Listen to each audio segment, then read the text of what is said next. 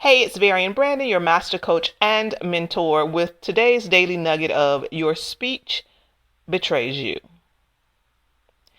There's a Bible story, and a lot of times I think of situations and circumstances as it relates to Bible stories because I was raised with a lot of the biblical stories in the Bible, and no matter what your faith beliefs are, I believe there are a lot of wisdom in some of those stories, a lot of very practical wisdom, and oftentimes when I think of situations, a Bible story will pop into my head, and that's what happened today when I was thinking about a conversation I had with someone. And this story involves Jesus and Peter. Peter was a disciple of Jesus, and so as Jesus was preparing to move forward toward his ultimate death on the cross, Peter was having a conversation with Jesus, telling him, you know what, I'm down with you. There's nothing that I would never do for you. Peter is the one who even cut off the ear of the soldier who came to apprehend Jesus. He was just like, Jesus ace coon boom. He was down with Jesus like four flat tires. He was his ride or die friend.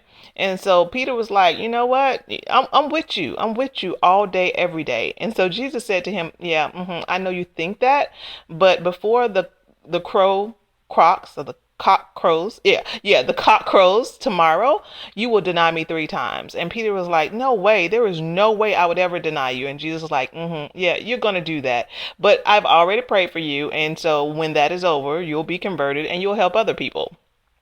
And so Peter forgot all about this conversation, and as he was moving throughout the town, someone recognized him and said, hey, aren't you, one of those followers of Jesus? And immediately he was like, no.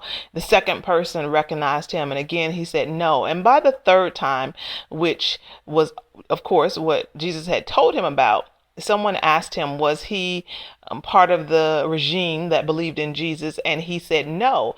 And what was interesting to me is that the woman said to him, oh no, you are, because your accent is like theirs. I can tell by the way that you speak that you are one of them.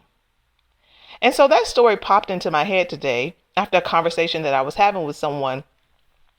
And as we were speaking, they were talking about a situation, and through their speech, it was revealed to me that they had a disempowered belief about something. And so as I reflected that back to them, I could see that it made them uncomfortable because although it was nothing bad or, something like that, it still was something that they didn't want to believe that they thought. And so as I reflected it back to them, they began to find ways to try to deny it and say, no, that's not me. No, that's not what I meant. No, that's not the way that I'm thinking.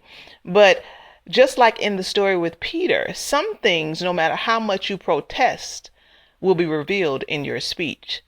You see, many times what we believe is so subconscious, so automatic, so ingrained that we do not even realize it. And when it's reflected back to us, we're shocked because we didn't know that that was a belief that we had. And just like living in Australia, living in London or Boston or Kentucky, our beliefs have an accent.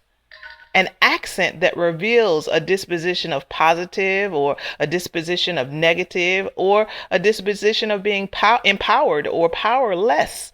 So I just tell this story to you that you begin to think about, what is your speech revealing about you that, number one, you weren't even aware was there, or number two, you wish weren't.